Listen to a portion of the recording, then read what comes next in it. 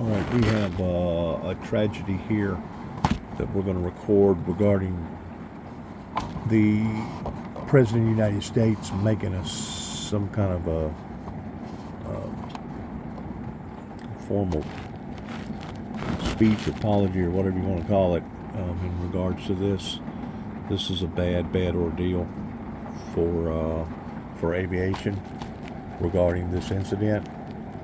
That the way that I understand it, they was already a great deal of concerns regarding the overcrowdedness in that area, and that originally, whenever they had opened up another airport from somewhere else, I think it was in Houston, Texas, or somewhere.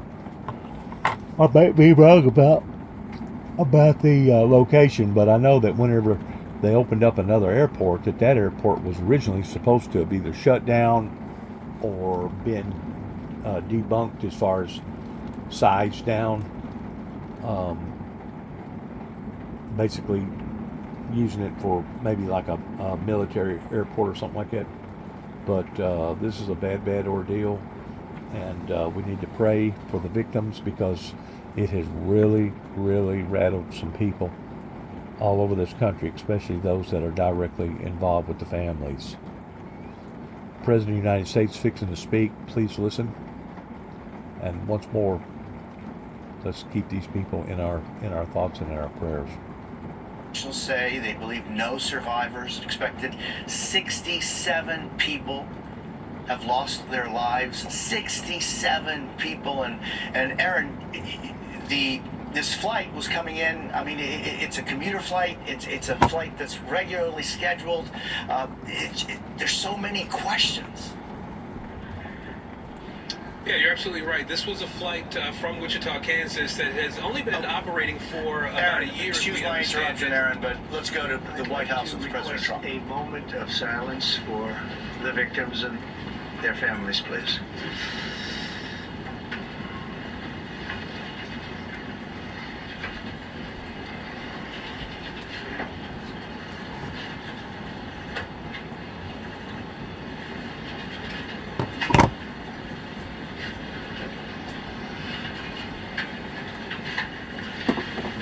Thank you very much.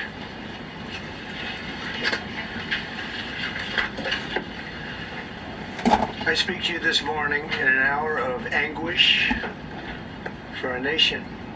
Just before 9 p.m. last night, an American Airlines regional jet carrying 60 passengers and 4 crew collided with an Army Black Hawk helicopter carrying 3 military service members over the Potomac River in Washington, D.C., while on final approach to Reagan National Airport. Both aircraft crashed instantly and were immediately submerged into the icy waters of the Potomac. Real tragedy. The massive search and rescue mission was underway throughout the night, leveraging every asset at our disposal, and I have to say the local, state, federal, military, including the United States Coast Guard in particular, they've done a phenomenal job. So quick, so fast, it was mobilized immediately. The work has now shifted to a recovery mission. Sadly, there are no survivors. This was a dark and excruciating night in our nation's capital and in our nation's history, and a tragedy of terrible proportions. As one nation, we grieve for every precious soul that has been taken from us so suddenly, and we are a country of we are in mourning. This is really shaking a lot of people, including people very sadly from other nations who were on the flight. For the family members back in Wichita, Kansas, here in Washington, D.C., and throughout the United States and in Russia, we have a Russia contingent, some very talented people. Unfortunately, we're on that plane. Very sorry about that. Whose loved ones were aboard the passenger jet. We can only begin to imagine the agony that you are all feeling. Nothing worse. On behalf of the First Lady, myself, and 340 million Americans, our hearts are shattered alongside yours, and our prayers are with you now And in the days to come, we'll be working very, very diligently in the days to come. We're here for you to wipe away the tears and to offer you our devotion, our love, and our support. Is great support. In moments like this, the differences between Americans fade to nothing compared to the bonds of affection and loyalty that unite us all, both as Americans and even as nations. We are one family, and today we are all heartbroken. We're all searching for answers. That icy Potomac, was it cold night, cold water? We're all overcome with the grief for many who have so tragically perished, will no longer be with us. Together we take solace in the knowledge that their journey ended not in the cold waters of the Potomac, but in the warm embrace of a loving God. We do not know what led to this crash, but we have some very strong opinions and ideas, and I think we'll probably state those opinions now. Because over the years I've watched as things like this happen, and they say, well, we're always investigating, and then the investigation 3 years later they announce it. We think we have some pretty good ideas, but we'll find out how this disaster occurred, and we'll ensure that nothing like this ever happens again. The FAA and the NTSB and the U.S. military will be carrying out a systematic and comprehensive investigation. Our new Secretary of Transportation, Sean Duffy, his second day on the job when that happened. It's a rough one. We'll be working tirelessly. He's a great gentleman. The whole group these are great people, and they are working tirelessly to figure out exactly what happened. We will state certain opinions, however. I'm also immediately appointing an acting commissioner to the FAA, Christopher Rocheleau, a 22-year veteran of the agency, highly respected. Christopher, thank you very much. Appreciate it. We must have only the highest standards for those who work in our aviation system. I changed the Obama standards from very mediocre at best to extraordinary. You remember that. Only the highest aptitude, they have to be the highest intellect and psychologically superior people were allowed to qualify for air traffic controllers. That was not so prior to getting there. When I arrived in 2016, I made that change very early on because I always felt this was a job that, and other jobs too, but this was a job that had to be superior intelligence, and we didn't really have that, and we had it. And then when I left office and Biden took over, he changed them back to lower than ever before. I put safety first. Obama, Biden, and the Democrats put policy first. And they put politics at a level that nobody's ever seen, because this was the lowest level. Their policy was horrible, and their politics was even worse. So as you know, last week, long before the crash, I signed an executive order restoring our higher standards for air traffic controllers and other important jobs throughout the country. So it was very interesting. About a week ago, almost upon entering office, I signed something last week that was an executive order, very powerful, on restoring the highest standards of air traffic controllers, and others, by the way. And my administration will set the highest possible bar for aviation safety. We have to have our smartest people. It doesn't matter what they look like, how they speak, who they are. It matters intellect, talent, the word talent. You have to be talented, naturally talented geniuses. You can't have regular people doing that job. They won't be able to do it. But we'll restore faith in American air travel. I'll have more to say about that. I do want to point out that various articles that appeared prior to my entering office, and here's one. The FAA's diversity push includes focus on hiring people with severe intellectual and psychiatric disabilities. That is amazing. And then it says FAA says people with severe disabilities are most underrepresented segment of the workforce, and they want them in, and they want them, they can be air traffic controllers. I don't think so.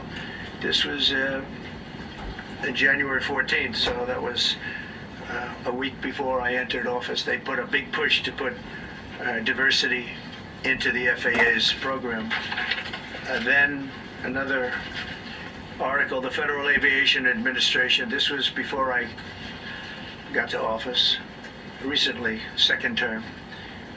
The FAA is actively recruiting workers who suffer severe intellectual disabilities, psychiatric problems, and other mental and physical conditions under a diversity and inclusion hiring initiative spelled out on the agency's website. Can you imagine? These are people that are, I mean, actually, their lives are shortened because of the stress that they have. Brilliant people have to be in those positions, and their lives are actually shortened, very substantially shortened, because of the stress, where you have many, many planes coming into one target, and you need a very special talent and a very special genius to be able to do it. Targeted disabilities are those disabilities that the federal government, as a matter of policy, has identified for special emphasis in recruitment and hiring. The FAA's website states they include hearing, vision, missing extremities, partial paralysis, complete paralysis, epilepsy, severe intellectual disability, psychiatric disability, and dwarfism all qualify for the position of a controller of airplanes pouring into our country, pouring into a little spot, a little dot on the map, a little runway. The initiative is part of the FAA's Diversity and Inclusion Hiring Plan. Think of that. The initiative is part of the FAA's Diversity and Inclusion Hiring Plan, which says diversity is integral to achieving FAA's mission of ensuring safe and efficient travel. I don't think so. I think it's just the opposite. The FAA website shows that the agency's guidance on diversity hiring were last updated on March 23rd of 22. They wanted to make it even more so. And then I came in, and I assume maybe this is the reason. The FAA, which is overseen by Secretary Pete Buttigieg, a real winner. That guy's a real winner. Do you know how badly everything's run since he's run this Department of Transportation? He's a disaster. He was a disaster as a mayor. He ran his city into the ground, and he's a disaster now. He's just got a good line of bullshit. The Department of Transportation is government agency charged with regulating civil aviation. Well, he runs it, 45,000 people, and he's run it right into the ground with his diversity. So I had to say that it's terrible. Then it's a group within the FAA, another story, determined that the workforce was too white, that they had concerted efforts to get the administration to change that and to change it immediately. This was in the Obama administration just prior to my getting there. And we took care of African Americans, Hispanic Americans. We took care of everybody at levels that nobody's ever seen before. It's one of the reasons I won. But they actually came out with a directive, too white. And we want the people that are competent. But now we mourn and we pray, and would like to ask all Americans to join me in a moment of silence as we ask God to watch over those who have lost their lives and bring comfort to the loved ones. And I just want to say God bless everyone in this room. This has been a terrible, very short period of time. We'll get to the bottom of it. So we all saw the same thing. We've seen it many times. I've had the honor of hearing tapes. Tapes are scary, very scary tapes. You had a airliner coming in, American Airlines. He was doing everything right. He was on track. He was the same track as everybody else that came in. It's probably the same track as they've had for 25 years or more. He's coming in the path, and for some reason, he had a helicopter that was at the same height, obviously when they hit, but pretty much the same height, and going at an angle that was unbelievably bad. When the air traffic controller said, "Do you see?" He was talking about, "Do you see him?" But there was very little time left when that was stated. And then also, he said, follow him in. And then almost immediately after that, seconds after that, there was the crash that took place. Well, you follow him in, that means like everything's fine. Follow him in. You had a pilot problem from the standpoint of the helicopter. I mean, because it was visual. It was a very clear night. It was cold but clear, and clear as you could be. The American Airlines plane had lights blazing. They had all their landing lights on. I could see it from the Kennedy Center tape. We had a tape up on the Kennedy Center. That seems to be the primary. Thus far, I'm sure we'll see other tapes because it's such an area where there are a lot of cameras looking up into the air, into space. So we'll probably see many other shots of it before too much time goes by. But we had a situation where you had a helicopter that had the ability to stop. I have helicopters. You can stop a helicopter very quickly. It had the ability to go up or down. It had the ability to turn. And the turn it made was not the correct turn, obviously. It did somewhat the opposite of what it was told. We don't know that would have been the difference because the timing was so tight. It was so little. There was so little time to think. But what you did have is you had vision. The helicopter had vision of the plane because you had vision of it all the way, perfect vision of it all the way from at Kennedy Center where the tape was taken. And for some reason, there weren't adjustments made. Again, you could have slowed down the helicopter substantially. You could have stopped the helicopter. You could have gone up. You could have gone down. You could have gone straight up, straight down. You could have turned. You could have done a million different maneuvers. For some reason, it just kept going and then made a slight turn at the very end, and by that time it was too late. They shouldn't have been at the same height, because if it was at the same height, you could have gone under it or over it, and nobody realized, or they didn't say that it's at the same height. At the same height, it still wouldn't have been great, but you would have missed it by quite a bit. It could have been 1,000 feet higher. It could have been 200 feet lower. But it was exactly at the same height, and somebody should have been able to point that out. So all of this is going to be studied, but it just seems to me, from a couple of words that I like to use, the words common sense, some really bad things happened, and some things happened that shouldn't have happened. So you had a helicopter going in an identical direction. You had a helicopter that was at the exact same height as somebody going in essentially the opposite direction. You had a plane that was following a track, which is a track that every other plane followed. And I don't imagine, I know I've heard today that they might have been following the preceding plane, which was pretty close, but not that close, the preceding plane. But you wouldn't have even been able to see that because of the direction that the helicopter was coming in at. So you had a confluence of bad decisions that were made, and you have people that lost their lives, violently lost their lives. We're going to take a few questions. I'd like to ask our new Secretary of Transportation to say a few words. Sean Duffy, great gentleman, just started. It's not your fault, and I know you agree with me very strongly on intellect and even psychological well-being of the air traffic control. It's such an important position, and I think I can't emphasize stronger. I changed it when I first ran in 2016. I changed it.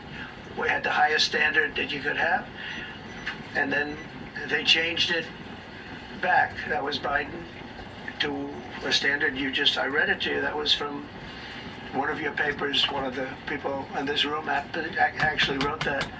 And then I changed it back a few days ago.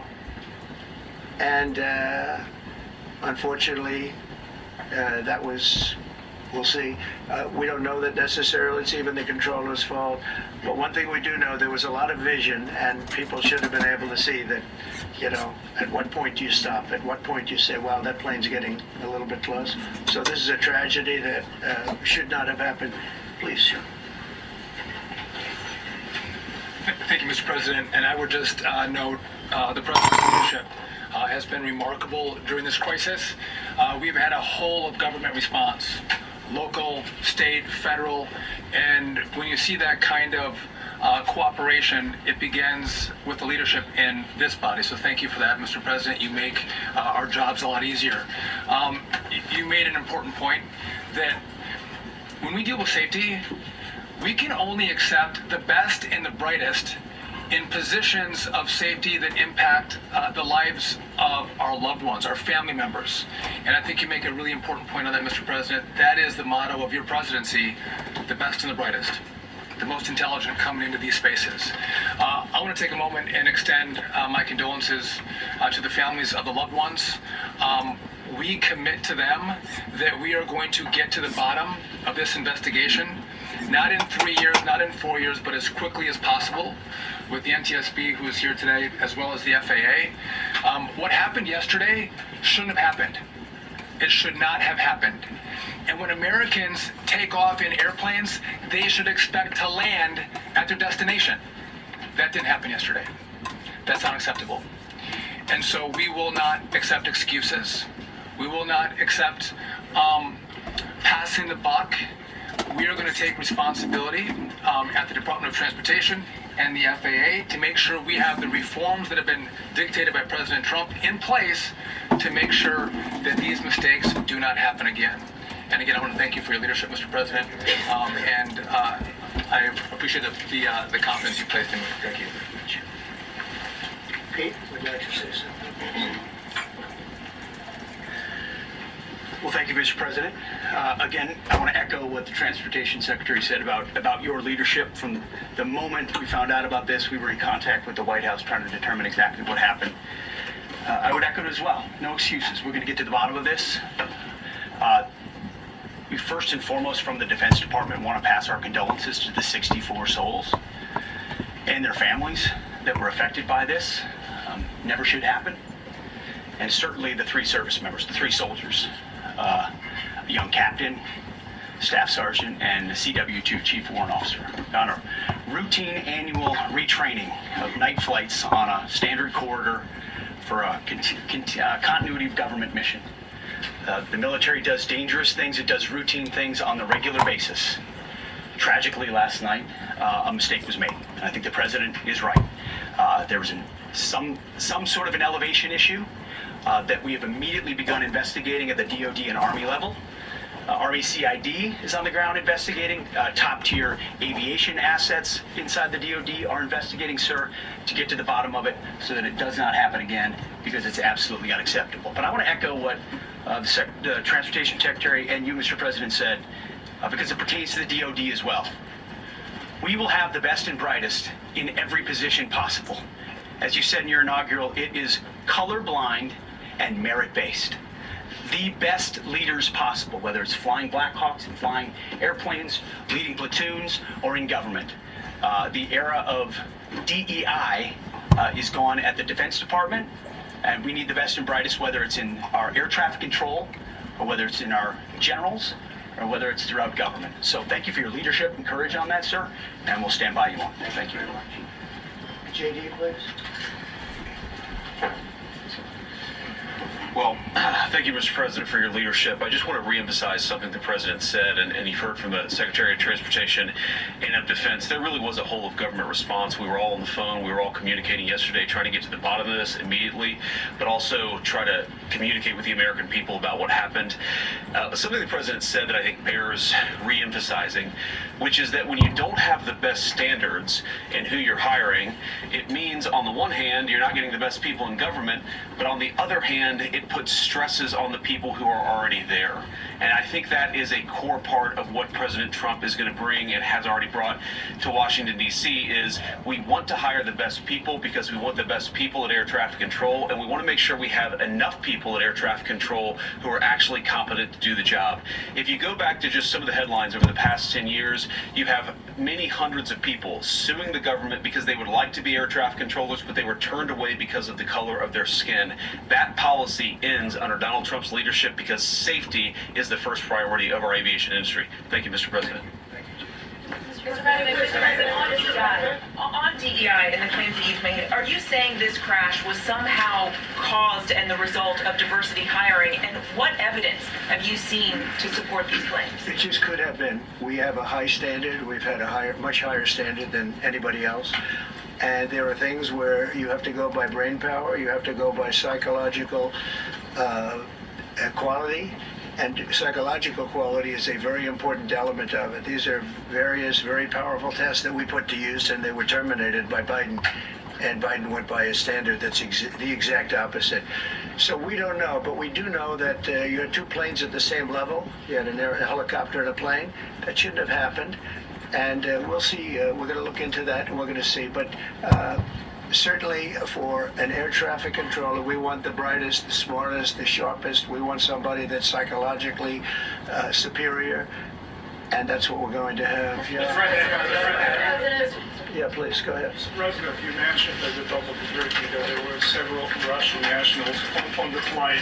Yes. Will the U.S. government be willing to facilitate the transfer of their remains, considering Yes, we the will. fact there is no direct air travel between the two countries? We've already been in contact with Russia, and the answer is yes, we will facilitate. Yes.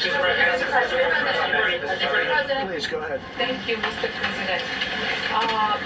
The situation in the Democratic Republic of the Congo is getting worse, even though President John Lorenzo has been mediating the conflict between Rwanda and the Democratic Republic of the Congo because he wants to bring peace and stability.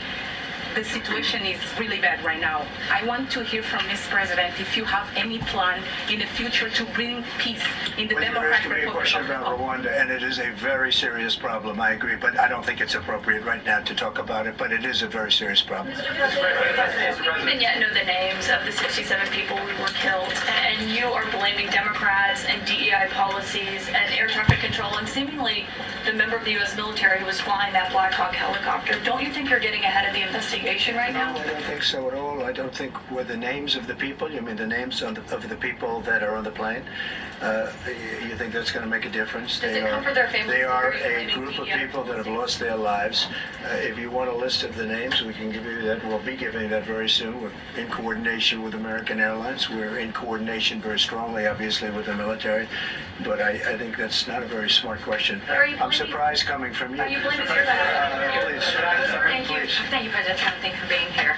Based on your analysis so far, do you have a sense of who is at fault? If it was the plane, the helicopter, air traffic control, and can you assure people that it is safe to fly in and out of D.C.? Well, I've given you the analysis, and the analysis was it was based on vision. You had a lot of people that saw what was happening. You had some people that knew what was happening. There was some warnings, but the warnings were given very, very late. You know, those warnings were given very late. It was almost as they were given. A few seconds later, there was the crash.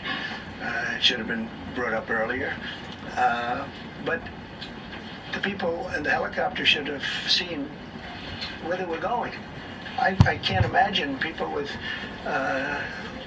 20/20 vision not seeing, you know, what's happening up there. Again, they shouldn't have been at the same height. You're going in reverse directions or sideways directions. Obviously, you want to be at different heights. I see it all the time when I'm flying. You have planes going in the opposite. They're always lower. We're higher. So if somehow there's a screw up, there's not going to be a tragedy. It'll be close, but you know, there's never going to be a tragedy if you're at a different elevation. For whatever reason, they were at the same elevation. And also, from the American Airlines Center, he's along the track that every plane is along. You say, what was the helicopter doing in that track? It's very sad. But visually, somebody should have been able to see and taken that helicopter at a plane, and they should have been at a different height. Thank you, sir. You mentioned the Russians that were on board that plane. What other nationalities were on board that passengers? There were a couple of others. We're going to be announcing it in about an hour. We have some very specific information. We're calling the countries. We've spoken to most of them, but there were some other countries represented. Mr. President, I've spoken to President Putin. I have not, no. Not about this. On your executive order, you've already issued an executive order that you say will restore aviation safety. Right. This crash happened after that. Was the executive order successful, and what more needs to change to keep people safe? Well, you know, we issued it 3 days ago, and we're in the process of making those changes. This is something that should have been done a long time ago. Actually, my original order should have never been changed, and I think maybe you wouldn't have had this problem. Maybe. Yeah, please, go Yes, ahead. thank you. We see like everyday life that very often those diversity hires cause sometimes issues, as you just mentioned. So what plan do you have? Are we going to see some fire? Are you going to fire some of those diversity hire in the federal government? What's plan do you I have? would say the answer is yes. If we find that people aren't mentally competent, you see the language. The language is put out by them. And if you see that, I'm not going to bore you by reading it again, but these are not people that should be doing this particular job. They'd be very good for certain jobs, but not people that should be doing this particular job. Mr. President, you have today blamed the diversity elements, but then told us that you weren't sure that the controllers made any mistake. You then said perhaps the helicopter pilots were the ones who made the mistakes. It's all under investigation. I understand that. That's why I'm trying to figure out how you can come to the conclusion right now that diversity had something to do with this crash. Because I have common sense, okay? And unfortunately, a lot of people don't. We want brilliant people doing this. This is a major chess game at the highest level. When you have 60 planes coming in during a short period of time, and they're all coming in different directions, and you're dealing with very high-level computer work and very complex computers. And one of the other things I will tell you is that the systems that were built, I was going to rebuild the entire system, and then we had an election that didn't turn out the way it should have. But they didn't build the systems properly. They spent a lot of money renovating a system, spending much more money than they would have spent if they bought a new system for air traffic controllers, meaning the computerized systems. There are certain companies that do a very good job. They didn't use those companies. They used companies that should not have been doing it. So I think it's very important to understand that for some jobs, and not only this, but air traffic controllers, they have to be at the highest level of genius.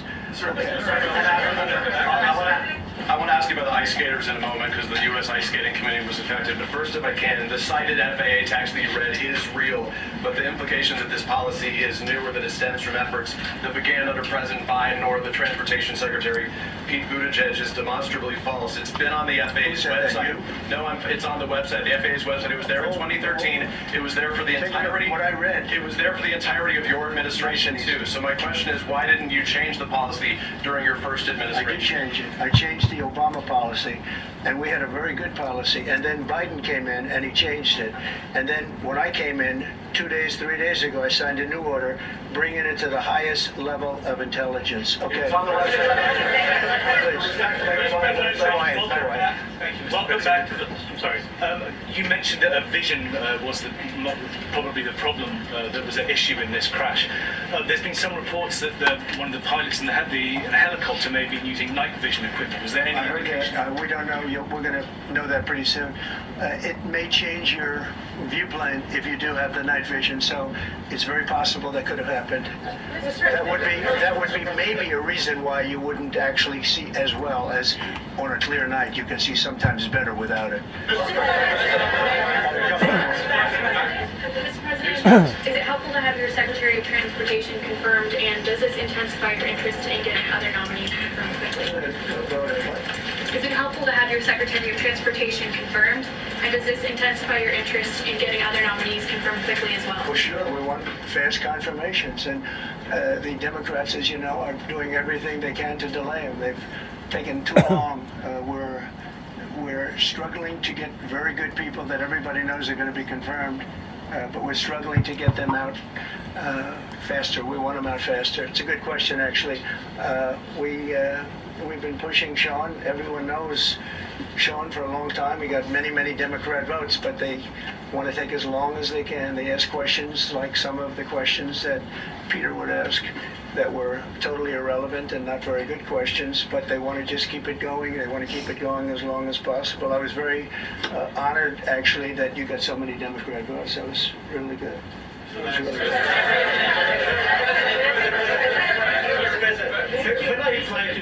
When I plan to meet with the families, and the second question, is it your impression that military training that was done during that time?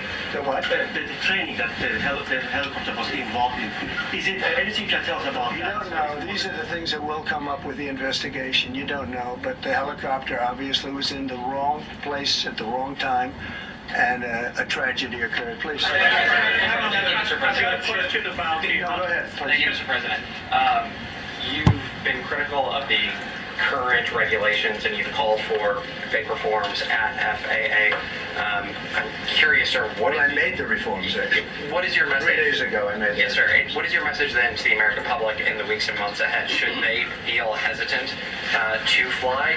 And if you could clarify perhaps something that the Defense Secretary said when he said that this helicopter went on a continuity of government mission? I don't know what that refers to, but they were practicing. They do that. They call it practicing, and they were, and that's something that should be done. It's only continuity in the sense that we want to have very good people, and that has to be in continuity, and that's what they refer to. But it was basically practice, and it was a practice that worked out very, very badly.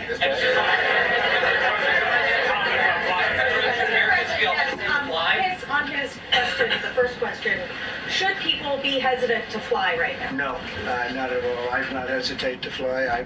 This is something that it's been many years that something like this has happened, and the collision is just something that we don't expect ever to happen again. We are going to have the highest level people. We've already hired some of the people that you've already hired for that position long before we knew about this. I mean, long before.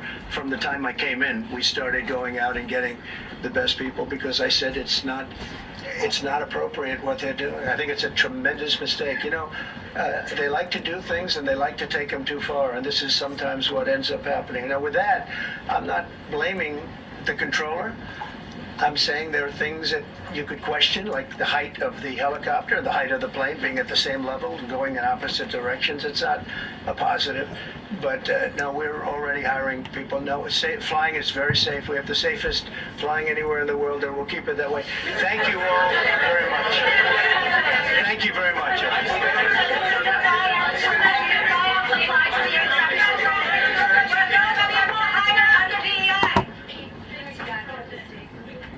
I don't know where to start, but let's start with remembering that 67 people lost their lives last night, and you're seeing on your screen that image of the rescue operations that are still underway at the Potomac. I want to go to Aaron Gilchrist, who is with us, as is NBC aviation analyst Jeff Gazzetti. Aaron, after a moment of silence, a mountain of criticism. I think that's an absolutely fair way to put it, Jose. You and I have covered many instances. I've been in Washington since the first Obama administration, through these different presidents that have been here. And this is the first time after a tragedy where 67 lives are presumed to have been lost that we've had a president come to the podium, offer words of condolence, and then criticize seemingly the pilots in the helicopter, the air traffic controllers. It is remarkable. It is absolutely unusual and remarkable to have the president say, as he did, that he believes this was a confluence of bad decisions, that he was critical of the helicopter's movements. We heard the Secretary of Defense say that there was certainly an elevation issue that with the helicopter. The president went on to say that, to suggest that DEI policies and programs from the previous administration somehow played a role in this, to the extent that perhaps the people who were operating these aircraft or people in the control tower weren't smart enough to be doing the job. He did say that this is a country in mourning, Jose, and certainly that is the case for so many of us, as we know now that 67 lives have likely been lost in this air collision.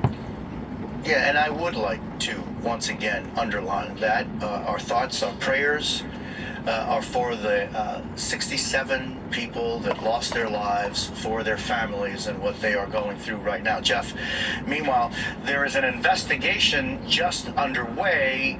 What are the standards for investigations underway after something like this? Well, Jose, I've been an investigator for 35 years investigating aircraft accidents. And when you talk about standards, what we just saw does not meet the published international standards of providing information in the wake of an accident. I'm not trying to be political here, but the information that came out it was not accurate. It undermined the honesty of the investigation. And I've never seen something like this where a government official circumvented the time-honored tradition of aircraft accident investigation. And, just personally, I think it's appalling that these political comments were being made in the wake of a tragedy like this. Aaron Gilchrist and Jeff Gazzetti, thank you both so very much. That wraps up the hour for me. I'm Jose Diaz-Balart. Ana Cabrera picks up more coverage right now.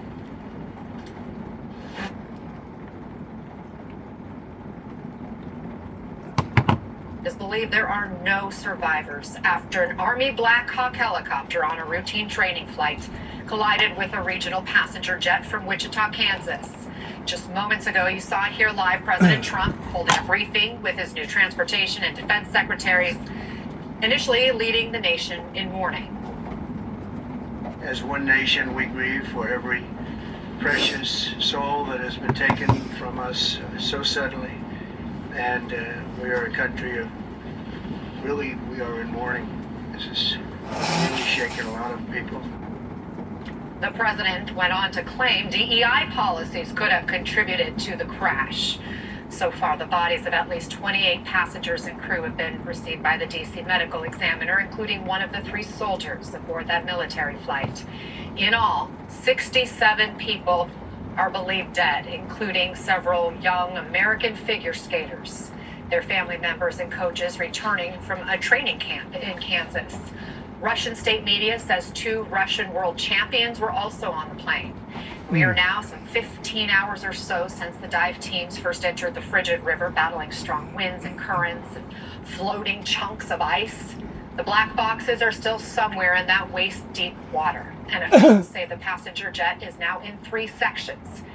It was just seconds away from landing at Reagan Washington National Airport when this crash occurred. Runways there have just reopened for the first flights since this tragedy. Our Chris Jansing is along the river. Amy Schalsendor at the White House. Also with us, retired American Airlines captain and senior contributor at Fly. Let's move on right here for a second. This is a horrendous tragedy. I was watching it last night, and whenever it first happened, and of course the first thing that come up in some of the media, I don't know which one it was that was talking about it, they was discussing, could it possibly be a terrorist attack? Because, since 9/11 has occurred, terrorism has been a... to skate. She was Russian. Terrorism has been a forefront upon to a great deal of people's minds since something on that level pertaining to 9/11, and on that airplane, Massachusetts. And it's always a concern. I'm going to video just a little bit more of this, and then I'm going to say something about a couple of days ago I put in on one of my videos that, well, I've said this momentarily probably for the past 3 or 4 years, because of Satan becoming so powerful that he will come down in great wrath, that we think that we're invincible whenever it comes to the trickery. We think that we're invincible whenever it comes to the powers. We think that we're invincible whenever it comes to the wittiness of these evil demonic spirits. But in all, no matter who we are, no matter what we are, no matter how smart that we think that we are, no matter how advanced that we are, we cannot compete against the supernatural in a sense. Now, we can put in all kinds of different blocks. We can put in different types of safety features, but we know that since basically not just America, but the world in general has been tossed into this advanced digital society, that there has been so many loops and so many fault lines regarding compromises that it's not even funny, regardless whether it was people being able to hack into banks, or people being able to hack into Hollywood, or people being able to hack into even the Pentagon. There's so many different areas pertaining to dealing with all these electronics that it's vulnerable in so many different ways. Like I said, about 2 days ago, I put out on a video because there was an airplane. I don't forget now where it was flying to or coming from. It was a fairly good sized airplane, though, that it took a dump in the sky and dropped, I don't know, give or take about 1,000 foot, maybe more than that. And it caused lots of injuries, and it caused all kinds of problems. And we're seeing this again and again and again pertaining to aviation, that are experiencing these quick downfalls. The aviation department is supposed to have some sort of a new system that can detect what's going on above them pertaining to the atmosphere and the winds and etc. Temperature, humidity, all the above. I don't think that they have quite got that perfected on all the planes yet, pertaining to all of a sudden you go through a pocket and it just basically falls out, boom, and you drop like 1,000 foot or something like that.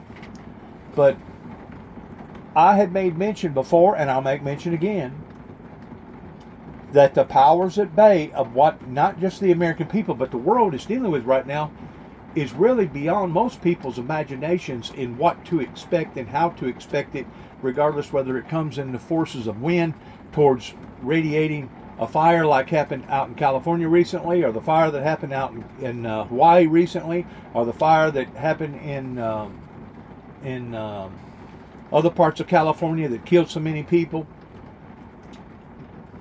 I cannot emphasize enough in spirituality warfare that we are seeing today on levels unlike any other time that we've ever seen. And the thing about it is, these attacks, these infiltration events pertaining to being basically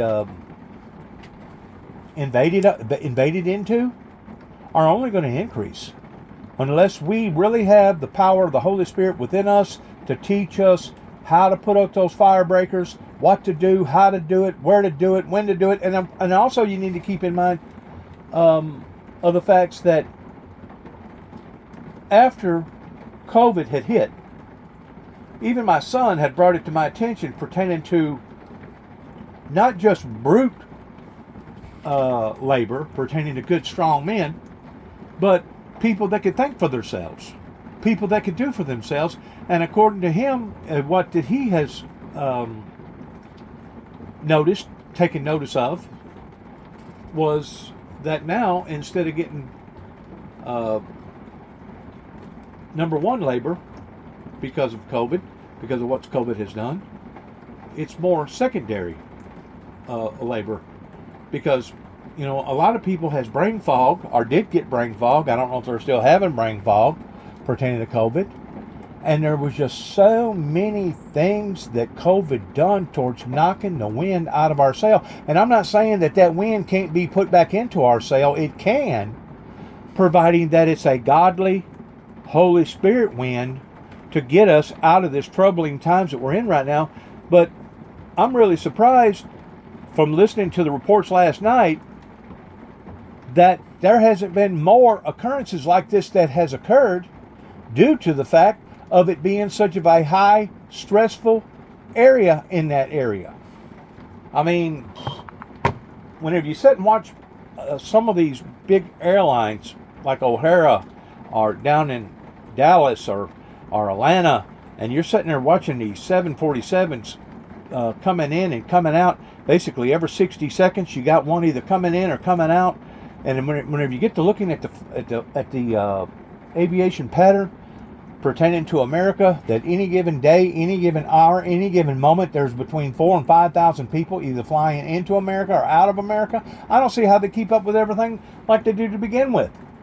You have to have some state-of-the-art equipment, and you have to have state-of-the-art people in behind that equipment. And we know that in being a aviation attendant that works towards landing and doing all these things, that their job is so stressful that ordinarily they don't work but about 4 hours, and they're off about an hour, and then they go on, I think, for another 4 hours, that their labor practices is not the same as somebody that's driving nails or somebody that's reading books or somebody that's studying for an exam. Because they know that it is a high-stake game pertaining to thousands of lives that you are responsible for, and the stress can actually be crippling to a great deal of people that does actually shorten their lives because of the stress. I put that in the same category as I would be as an astronaut. There's a reason why that those astronauts go through the training that they go through just to be able to be a true astronaut up in space. Now, if you're just going to get up into above the stratosphere a little bit, and you're going to get to the point that you're barely out of range pertaining to the gravity, that's one thing. But to actually be a full-fledged astronaut, it is remarkable in the type of training that they have to go through to make sure that they are equipped and they are ready and prepared to do whatever needs to be done. I'm going to throw this out there just as a short example. I think whenever I was probably about maybe 8 years old, we was over here at Homer Thompson's place. Homer Thompson used to always build a great deal of fishing nets, him and B. Thompson. And he had this large swing that went to this really, really high tree limb that was probably give or take around 20, 25 foot. But he had this swing that you get on and you swing. And for some reason, Dad thought that he was going to be cool and I guess put me through some sort of a test. And he spun me around and around and around probably about 20 different times towards tightening the knot on both ropes, pulling them together. And then whenever he released it, he gave it a whirl like a pop it, like on a whip towards popping it. And I got to going around and around and around to the degree that I literally thought that I was fixing to pass out. And I got to screaming, a deathly scream. Like I said, I wasn't but about 8 years old, because the pressure was going to my head so extensively that I literally thought that I was fixing to die or pass out. I was in pain. Well, they stopped me because they realized that I was in danger, so they stopped me immediately. But even though they stopped me, both of my eyes, where they were supposed to have been white, was red. Why was that? Because the blood was so tremendous, the pressure was so severe, in which I never went to a doctor. Hardly ever we went to a doctor. I mean, you basically had to be almost dead to be living in the country at that time to go to a doctor. But the whites of my eyes become solid red, and it stayed that way for probably 2 or 3 weeks before it finally cleared up. And I know that it was because of the pressure. Once more, if you'll study astronaut training, they've got to be able to go through a certain amount of G-forces and be able to do that and stay awake and stay alert, because if they can't do that, then it unqualifies them. Same way with a firefighter, a jet pilot. He's got to be able to withstand a certain amount of G's. I think it's like 8 G's, maybe 6 G's, something like that, to be able to be an airplane pilot in a fighter jet. If not, he's not qualified to be an airplane pilot. You may be asking, what's your point? What are you trying to say here? I'm trying to say that there's certain people, just like Donald Trump talked about, that are qualified to do certain things, and there's other people that's not qualified to do those things, especially when it comes to air traffic controllers. That is a very, very stressful job. I don't know who done what. I don't know if it was done pretending to gross negligence. I don't know if it was because the helicopter pilot had on night vision glasses. I don't think that would have had any bearing on being able to see. If anything, it should have helped, I think, especially that late in the afternoon. Or if it could have been these demonic forces being able to infiltrate various instrument panels and change the courses on something, or give the appearances that it was this way, but in reality it was that way. Because basically that helicopter, the way I understand it, drove directly in front of that plane, because they was both at the same level. And of course the helicopter should have been able to have seen it. Well, once more, if Satan has blinded those drivers, and the devil's out to kill, steal, and destroy. And I know this sounds probably bizarre or crazy, and maybe even some people will say, well, Dennis, you shouldn't be bringing this up during this time. And I wouldn't be ordinarily, but I'm telling you, you can research my work that I've done just within the past 2 days, and I've already made mention of another plane incident that happened just 2 days ago, towards one falling out of the sky the way that it did. This is an incredible, horrible, horrendous, sad event of it being an accident. And I'm really surprised that, listening to the information that I listened to last night, that there hadn't already been a major event, aviation event, in that particular airport, in that particular area, because of it being such of a high velocity, high flow area.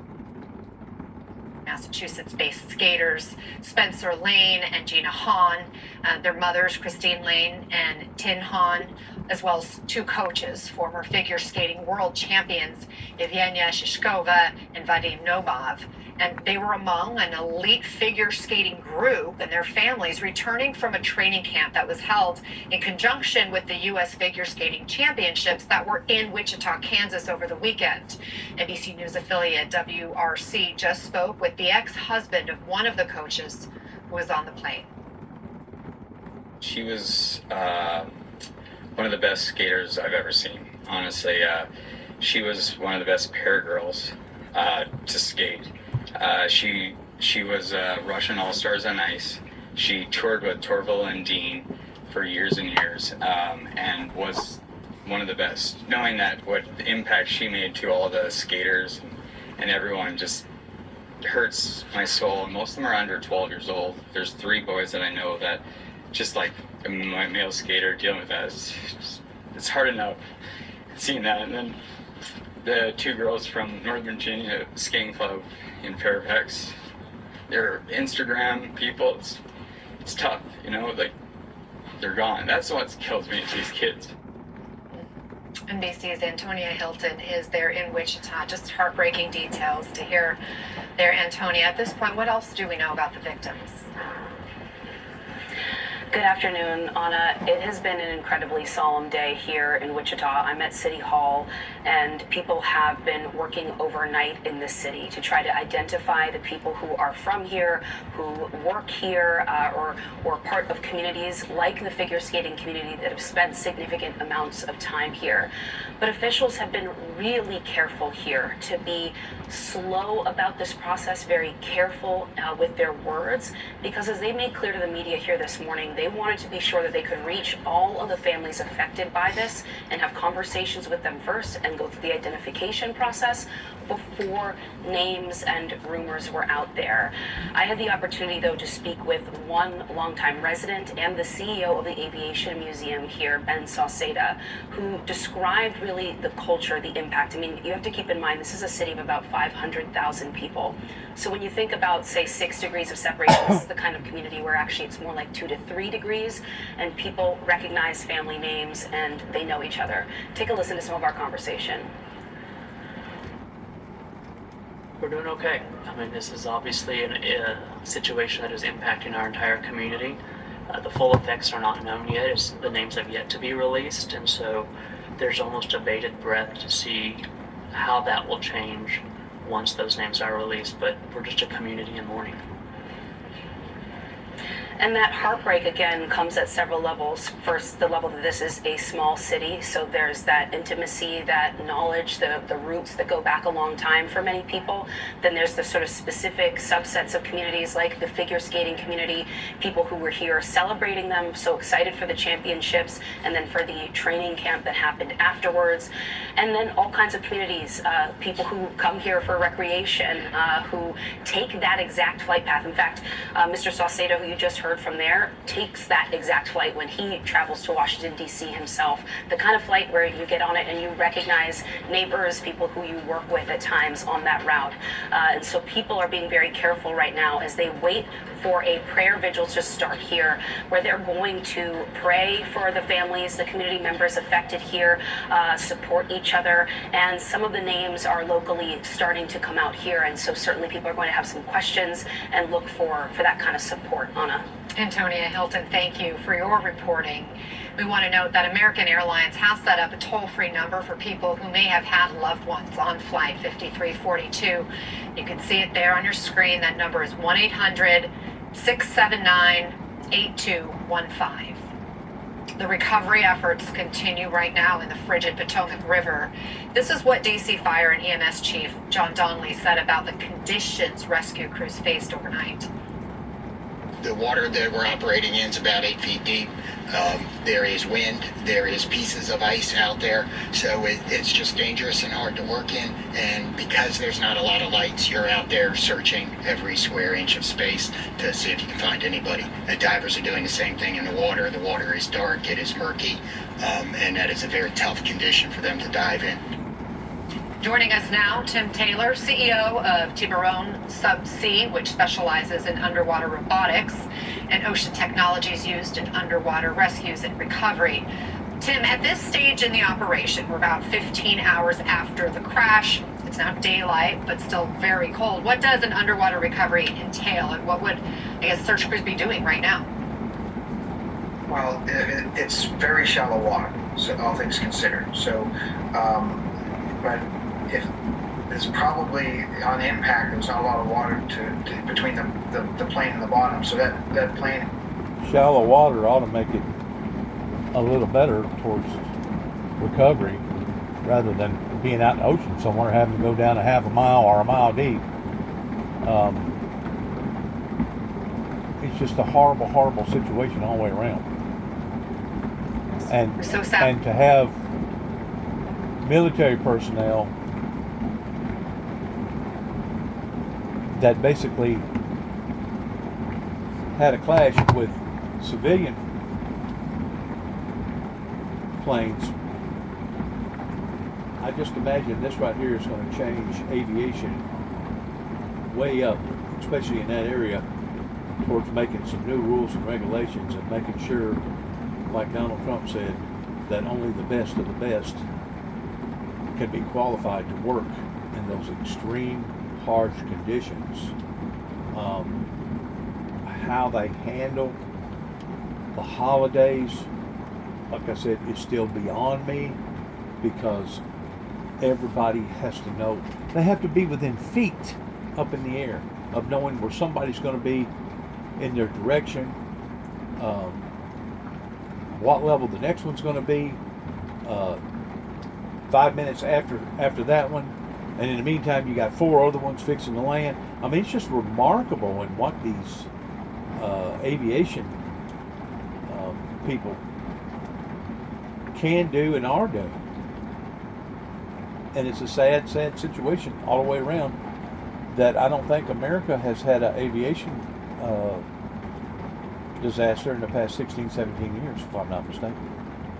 Lost their lives, their families, and loved ones, and the first responders who have worked. And what's going to be even more devastating is because you keep in mind that these was professional people doing professional things on that airplane, in which not to say that one person's life isn't no more crucial or any more important than the other person's life when it comes to something like this, but there's so many different teams and so many different sponsors and so many different people that this is going to be affecting in so many different ways.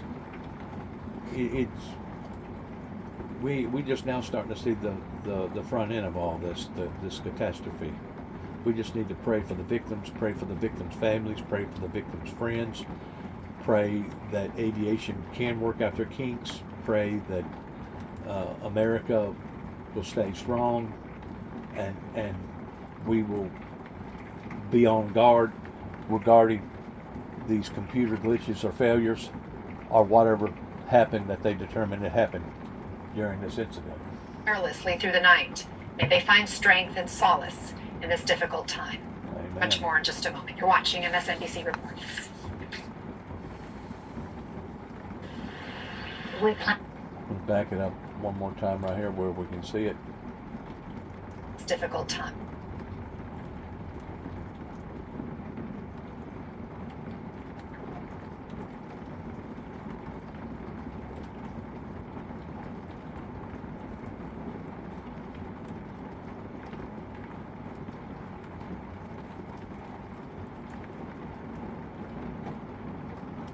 Much more in just a moment. You're watching MSNBC. Time of silence.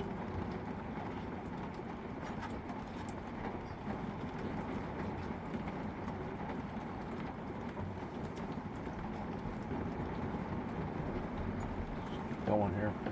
We've changed directions here on the newscasting.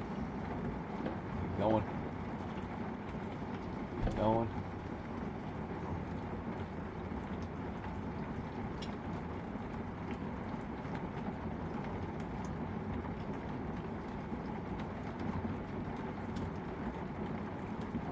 Why, but it ain't showing me. The leadership is really confirmed here, so.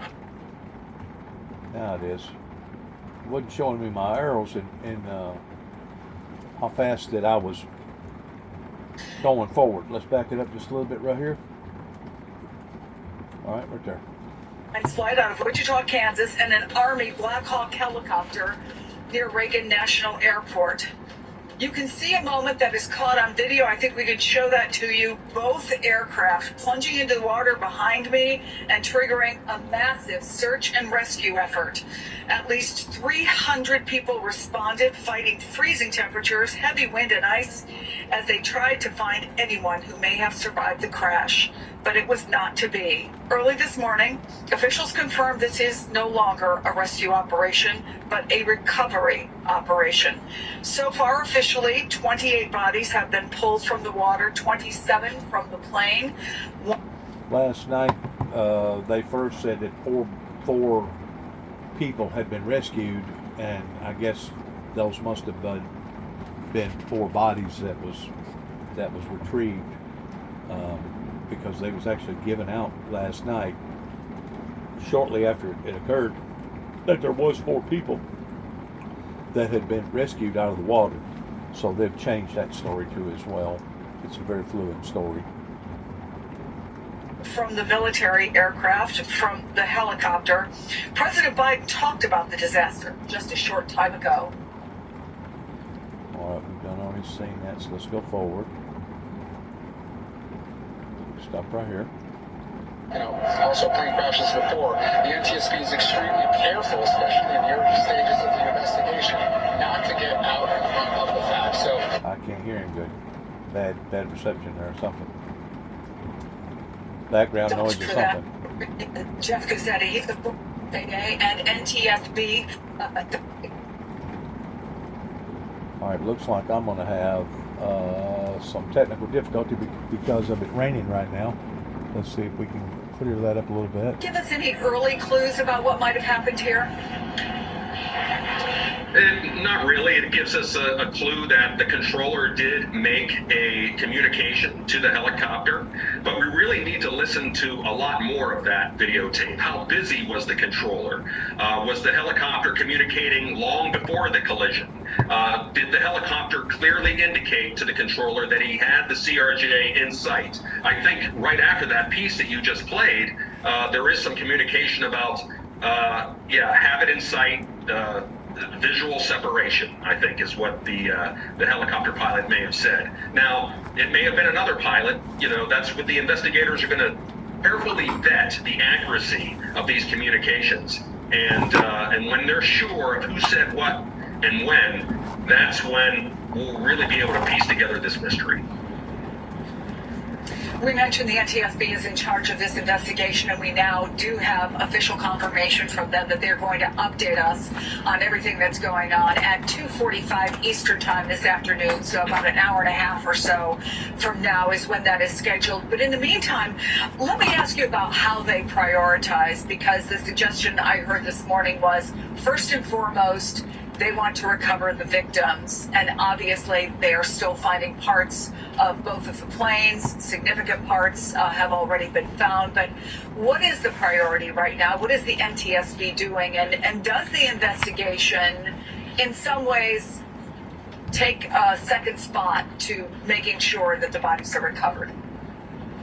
I think what you said, Chris, is correct. I think at this point, the recovery of the bodies are going to be the primary concern. The NTSB is not going to want to fiddle around with wreckage, with human remains around there, and they're very good at treating the families with respect.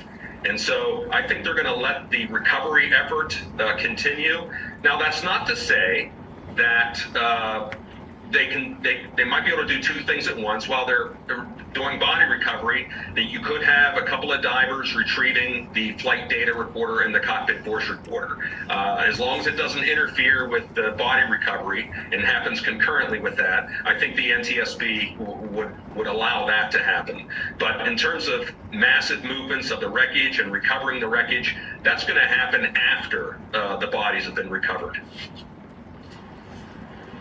Jeff Scusetti, thank you so much. Your expertise is invaluable at a time like this. We appreciate it. My next guest was actually just heading to bed when he heard the crash happen right outside his window, and then filmed the video that you see here showing the massive emergency response on the Potomac. Abadi Ismail joins me now. Thank you so much for being here, Abadi. Walk us through the moment you heard the collision, and did you have any idea what was going on? Thank you for having me. It was somewhere around 8:50 p.m. when I was ready to go to bed, and all of a sudden I heard a loud bang bang, something I've never experienced in my life, something more like a war zone, a movie action. It caught my attention. I turned around, I looked up the window where you see the entire Potomac River right here, Reagan Airport, the military base. I looked, and all I could see at that point, it was smokes where you see the helicopter was at. So I was looking, I was trying to get a sense of what's happening. I got a goosebumps. It was sincerely terrifying. There is a power plant at the south side of the river, so my thinking, maybe it's an explosion at the power plant, maybe it's a military drill at the military base. I could not think or fathom for a second that could be a plane crash. Not actually a plane crash, but helicopter colliding with a commercial plane crash. It's crazy, it's insane. I wonder if the helicopter was equipped with any sort of missiles to make that sound a lot more horrifying than what it already is. To cover up on the location, there's a lot of air traffic here, and since there are 3 airports here, the Air Force One is also here, so it's a heavy air traffic area. In a normal day, you see plenty of helicopters flying around the Anacostia River toward the Potomac River and the Washington Channel, and we're talking about anywhere from the helicopter from the Marine One helicopter to the CIA helicopters to Channel News helicopters, a lot of helicopters flying in a very low altitude. I spoke with a friend of mine who's a pilot at JetBlue, and she said always the plane has the right of way when it comes to traffic on air. At this case, I think the plane did not have the right of way, and it seems like there was some confusion from the air traffic control and also the helicopter. So it's an unfortunate scene to just witness what we witnessed right now. Since inaugurational day till today. Ask you about that scene if I can. Sorry, I just want to ask you about that scene because we heard from the press conference this morning that very quickly 300 different emergency workers were brought in, and of course among them boats, divers, and I wonder what you saw in the aftermath in terms of the emergency response and what you've been seeing since then. It took them a few minutes, 5 to 10 minutes, when I start seeing boats launching or being deployed from the DCPD station at the wharf. Also, other boats leaving from the Anacostia River, and then boats are coming from the south channel of the river. We're talking about U.S. Coast Guard, DC Park, DCPD fire trucks that is bombarding the runway and also the military base. It was huge and seen in the Potomac right around 9 p.m. and that's when I really took the videos around 8:50 p.m. or 8:55 to be more precise. I can't fathom how scary the scene was around 9 p.m. Plenty of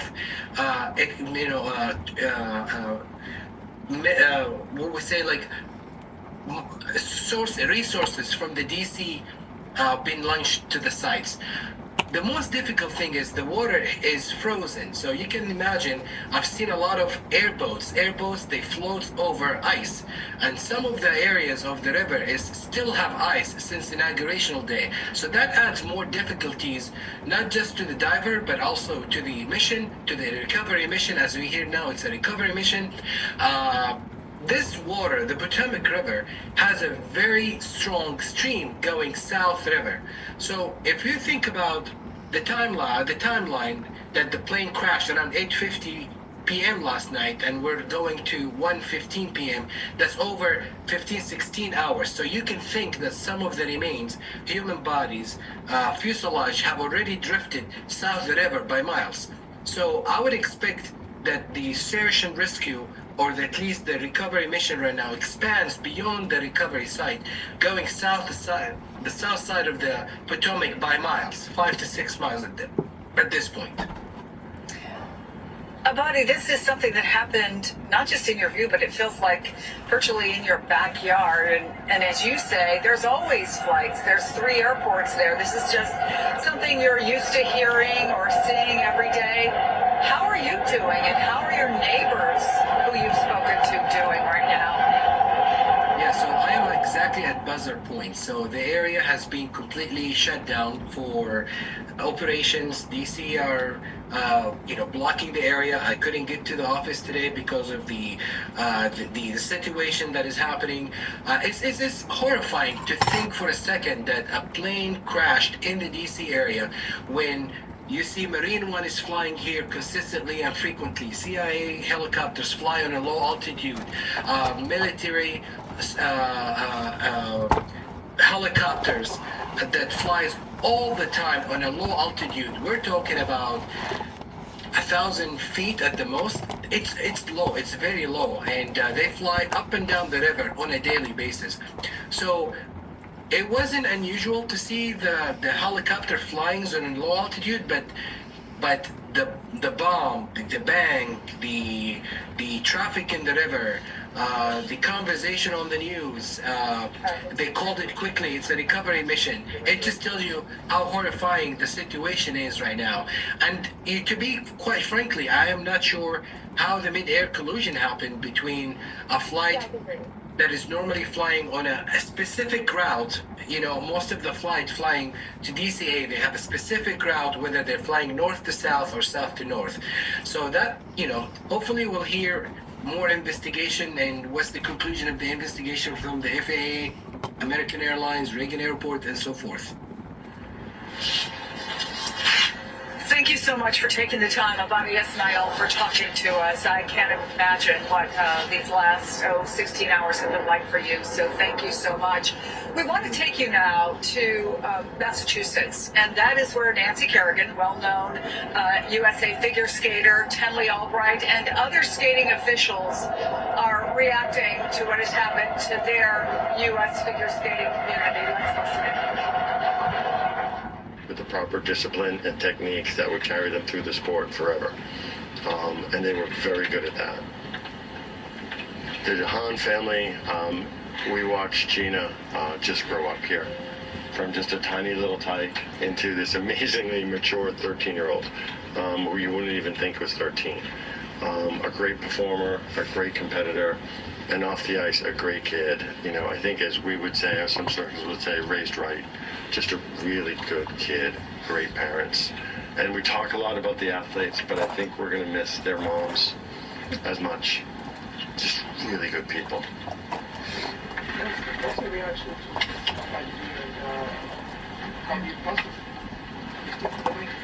Yeah, much like everyone here has been saying, is not sure how to process it. Oh shoot, I'm sorry. Which is why I'm here. Many of you may know my husband's my agent, and he keeps getting calls to do interviews, and I thought that was weird. I didn't feel like it was right to be home and doing interviews for this. And so I called Elin. I'm like, what are you doing? I think we just all need to go together. And she said, let me call my mom. And so we're like, okay, we'll meet you in an hour. And we just wanted to be here and be part of our community. I've never seen anyone love skating as much as these two, and that's why I think it hurts so much. And I mean, everything. Tenley's always here supporting the kids, and anytime I've been able to be here and watch them grow, the kids here really work hard. Their parents work hard to be here. But I feel for the athletes, the skaters, their families, but anyone that was on that plane, not just the skaters, because it's just such a tragic event. And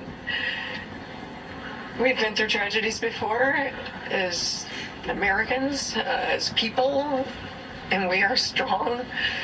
And I guess it's how we respond to it. And so my response was to be with people I care about and I love, and I needed support. So that's why I'm here. And I don't know, a little bit at a time. I think it's a shock. I wasn't woken up in the morning and saw it. I was watching like all night. So I probably look tired, but, and then when you find out, you know some of the people on the plane, it's even a bigger blow. We just wish them well, and like the families, the courage and the strength to make the next steps. I don't know how. You look at people go through tragedies and you wonder, how do they do it? I don't know, but we're so strong. Somehow we have a reservoir to dig from, and each one of them are strong enough to get through this somehow. It will take time, but look beside you, there's somebody that cares, and I don't know, tell people around you that you love them because you just never know. Don't forget to say it. Could you reflect on Vadim and Evgenia, what kind of coaches they were, and work with them? I never worked with them. I mean, we were at the Olympics together, but '94 I was kind of busy myself. Gonna move forward here just a little bit. And his positions were just so gorgeous, and he came to me and smiling ear to ear, saying, I get it now. I understand. And he started to discover this connection with the audience and that joy that he was giving to other people through his gift. And he said, please let me skate again with you next year. I had already reached out to people like Doug Webster, who is the artistic director of Ice Dance International, and said, "You've got to keep your eye on this kid. You're going to want him for your company." He was just brilliant and so kind. And he was great backstage. That matters to me even more than the onstage talent of these kids. And we watched him here. Yeah, I don't understand. I don't understand this. Just really praying for his family. All of them. For all of them. Olympic potential? Yes, I do. Definitely. I've never seen somebody come to it so fast. And so naturally. So naturally. I think it was 3 years ago. Mia, do you know Ben? 3 years ago. That's unheard of. I mean, these kids can make it look really easy when they're doing Very And those are talented. really members of USA skating royalty. Tenley Albright, who was the first American woman to win a gold medal in figure skating, and she went on to be a success, as so many of these dedicated athletes do. She went to Harvard Medical School, became a surgeon. That was her daughter who spoke last, and many of you will recognize Nancy Kerrigan. For a long time, she was the face of figure skating, and she said, as Tenley Albright said, "We just wanted to come to this rink in Norwood, Massachusetts to be together." I worked alongside some of these folks when I covered various Winter Olympic Games, and I can tell you that Nancy Kerrigan feels exactly how you see her right there. She feels this sport extremely deeply. She's never left it. She's encouraged so many young skaters. I've seen her react if they have a great program or not a great program. And so when you see members of your own community whose lives were cut so short in such a shocking way, they are just trying to process this along with everybody else. Again, we have learned that 14 of the nation's elite skaters are among the 60 passengers who are on board that American Eagle flight. I want to bring in NBC's. Wow, that's a whole team. Because that was the place that hosted the U.S. Figure Skating Championships, as well as a training program for young elite skaters. Emily, let me start with you. What else do we know about the victims? Well, I think what was so palpable in that news conference, hearing from the ice skating community, is just how close-knit of a community it is. We're talking about elite skaters that are going to the same club 6-7 times a week. So they're seeing each other at competitions almost every day in the gym. And it's not just the athletes that were on the flight, but also their parents and coaches here in the D.C. area. Sure. But we're also learning in the Boston area, as you heard there, that one club, the Skating Club of Boston, hit so hard, feeling the impacts of it, with 6 people from that club who died on the American Airlines flight, including 2 athletes. Gina Hahn and her mom, Jin, was also on the flight. Also, Spencer Lane, who we're told was around 16 years of age, and his mom, Christine, was on the flight. 2 coaches, renowned Russian skaters, Vadim Nomov and Zhenya Shishkova, who moved to the U.S. in 1998 and then started coaching at that Boston club in 2017. They are, as I said, renowned skaters, former world champions. Here's more from how the ice skating community is impacted. Take a listen.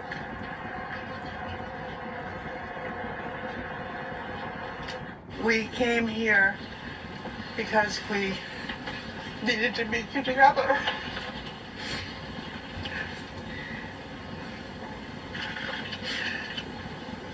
We're family, and it's a community. And this was a group that had been flying from, as you mentioned, Wichita, Kansas here after a national development camp. So we're talking about a lot of young rising stars in the ice skating community on the heels of the national championships that happened over the weekend. And as we've been reporting throughout the day, the recovery efforts still, a massive effort still underway as they continue trying to pull the remains, the bodies, to pull them into a temporary morgue not far from here on a helipad to reunite them with their families, Chris. Emily, thank you for that. Let's go to Wichita now and talk to Antonia. Antonia, it is a point of enormous pride for a small city to get a U.S. figure skating championship. I'm close to the folks who got it last year in Columbus, Ohio. I know what it meant to them. They spent years and years putting in the work to try to get it, and when they did, to have such a success was extraordinary. That's what Wichita was feeling. They were feeling the pride of the eyes of the figure skating world on them to have such a successful event. I can't even imagine what this has done to that community. Tell us what you're learning there. Well, Chris, I'm going to speak a bit low because there is a vigil happening behind me here with members of that community that you just described, people who are close to some of the people who are on this flight, faith leaders of all different backgrounds who are in touch with everyone from the top leadership in this city down to the families that make up these communities here. And they're in mourning together right now. What I would describe as a community that's in complete and utter shock, that has, in many cases, people describe to me just been unable to sleep because of this news. And, you know, this is a city that's also only about 500,000 people. So you're talking about a small city already where people are about 2 to 3 degrees of separation from each other. And then you're talking about another subset, a sport that has this tight-knit culture. Kids who get up the crack of dawn to compete at the highest levels. The mayor spoke about the fact that some of these children were future Olympians, people who people in this community were rooting for, were invested in. Their friends were here to cheer them on. Their parents here, their coaches invested in them. And then, of course, there are other Wichita families that they're starting to identify that were on these flights. But the other thing that we heard from officials this morning and all throughout the day is that they want to be really careful right now, because while they have been able to identify people, say, out of the Boston area or in some other communities, it's taking a bit longer to get in touch with some people based here in Wichita. And so they want the media to be very careful to not get ahead of their ability to notify the families. Take a listen to some of what Mayor Wu here shared this morning. It was truly an honor to have future Olympians and those who are at the highest competition level of figure skating right here in the Air Capital. We were so excited to have the opportunity to host the national championship. Right now, we're just waiting for more information from U.S. figure skating that we can release, but right now, we're just hoping and praying again.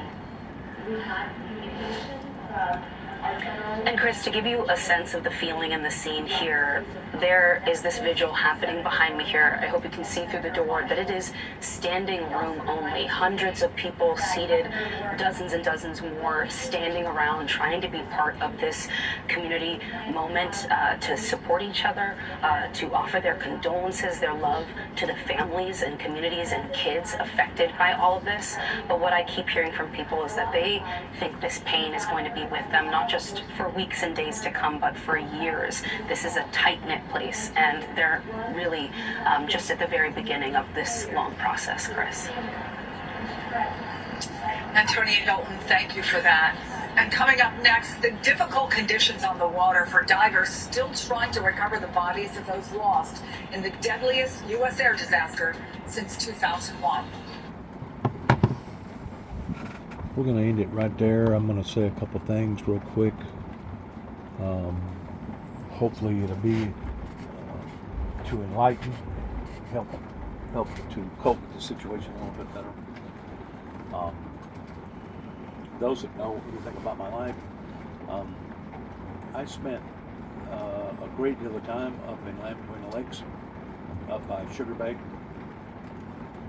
And I couldn't tell you the amount of times, and whenever I say a lot of time, I'm talking about in given, out of all, from the front end to the back end of all the time that I've spent in LBL, camping primitively has been over a year, over 356 days. So out of those different events,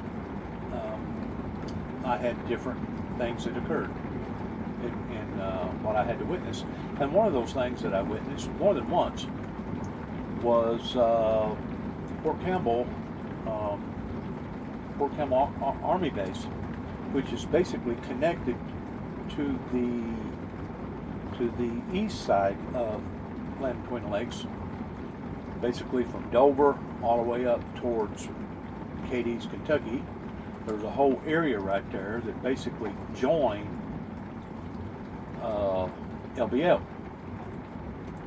And to sit and watch those helicopters late at night doing their exercises as they're sitting there hovering over the water, less than probably about that far is what it looked to me. It may have been 6 inches, may have been a foot, but to sit there and watch them just sit there and again and again towards doing their exercises made me have a different sense of respect for not only the helicopter but for the helicopter pilots, because it is hundreds and hundreds of hours, if not thousands of hours, that gets involved in training those guys to be able to run these pieces of equipment. And I don't forget now how much money it costs. It's hundreds. It's a lot of. It's a probably, I'm going to say $50 million because of all the equipment and stuff that goes inside the helicopter. Because recently, about a year and a half ago, there was another helicopter event that happened up by Fort Campbell pertaining to, I think it was 2 Black Hawks. It may have just been 1. And because I've heard of other skirmishes happening out west with the Black Hawk and other things, kind of keep up with the military a little bit, I tend to wonder if aviation pertaining to our military shouldn't have more of an advanced circuitry on board pertaining to their helicopters. And there's no doubt they probably have some of the most state-of-the-art stuff that even goes beyond most aviation pilots ever thought about. But you would think that there would be some sort of signals, some sort of emergency something that would go off to let them know that they was within a certain amount of feet, 1,000 feet of another aircraft. That there would be all kinds of whistles and bells going off. And I don't know if that particular Black Hawk had that. I don't know if any of them has that. I'm not going to lie to you. I'm not a computer expert. Matter of fact, if anything, I'm probably more of an illiterate whenever it comes to computerized stuff. But because of me seeing a pattern with the Black Hawks, I tend to wonder if it wasn't so much of the Black Hawks as it was the airplane pilot coming in, fixing to land. It's unfortunate, either or. It's a very unfortunate deal. And it should be a reminder to everybody that witnesses this particular video that I'm making right now, that life is sacred. Life is precious. All life matters. It doesn't matter if it was girls in American skating team, or girls from Russian skating team, or girls from wherever, or coaches, or family members, or whatever. Life is precious. And we should never take advantage of that, because we don't know from one day to another, and whether or not we're all going to be here, or we're all going to be spending eternity in wherever that we're going to go. It's that quick, it's that sudden that something can occur that can change a whole community's life. While I was in Oklahoma City, Oklahoma, I went up to Kansas City and spent a little bit of time up there. I think it's about a 3-hour drive.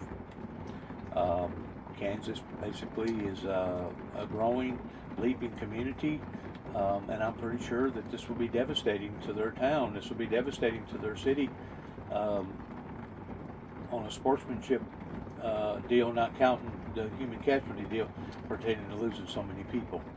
We just want to keep them in our prayers, to pray for them, that God will comfort them during this time of tragedy, as well as the United States military, as well as those who fly Black Hawk helicopters, or those that design them and manufacture them and put the equipment in them. We just want to be sure that we hold them in our most serious, dearest prayers right now, just like it would be in any other catastrophe that happens throughout the planet. Thank you for your time.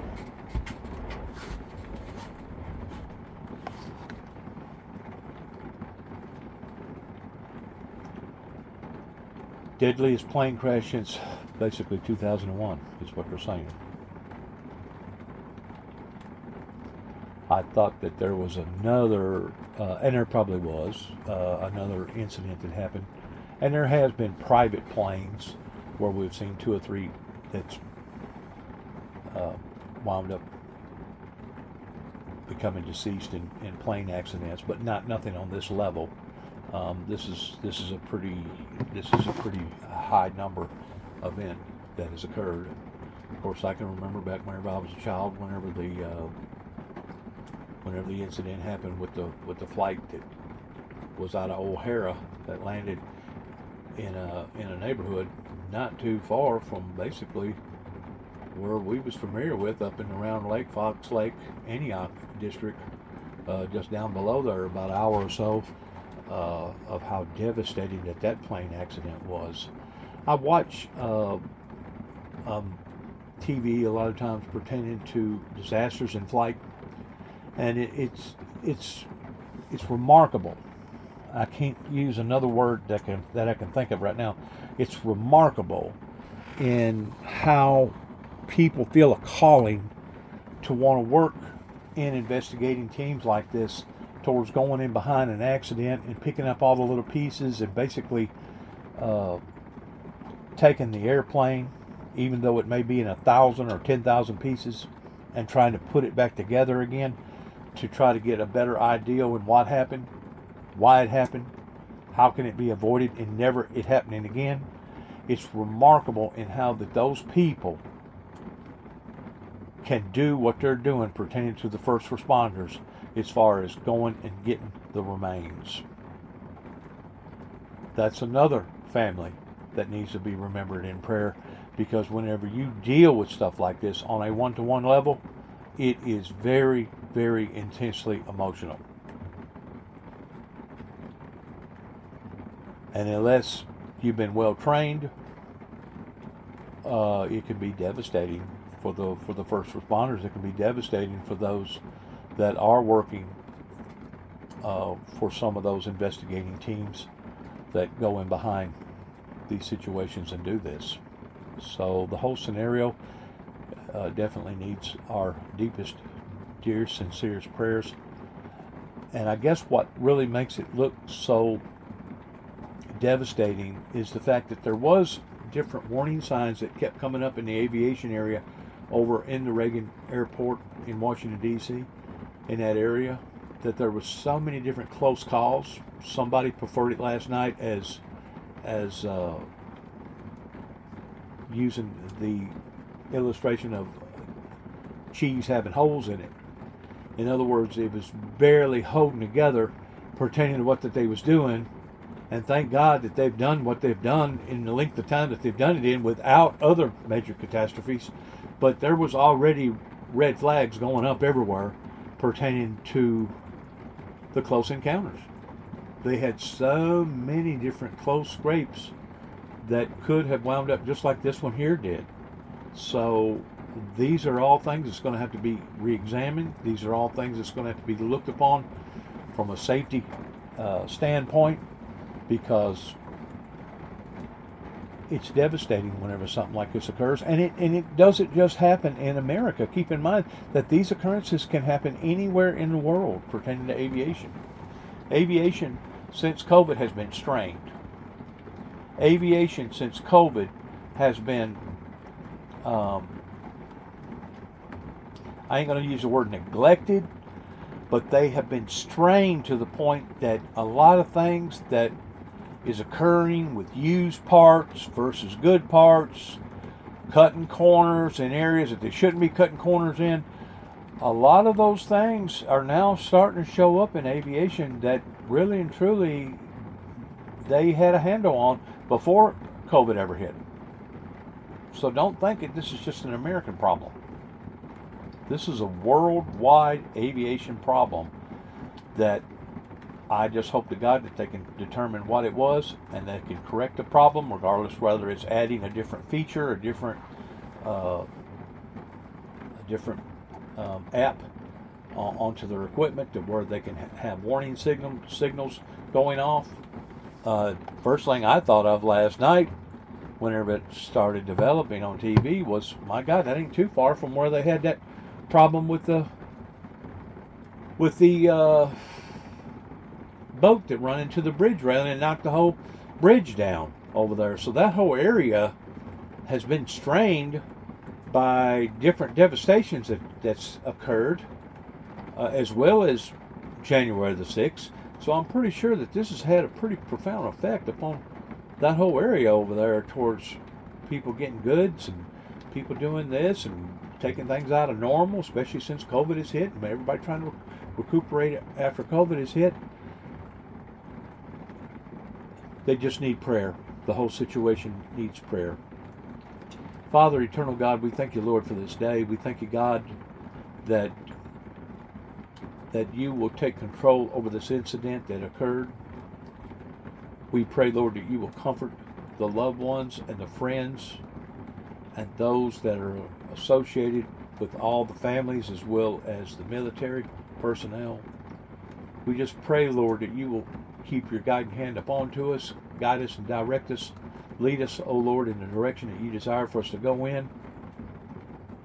And forgive us, Father, of our sins. And we pray that you lead us not into temptation, but you deliver us from these evils.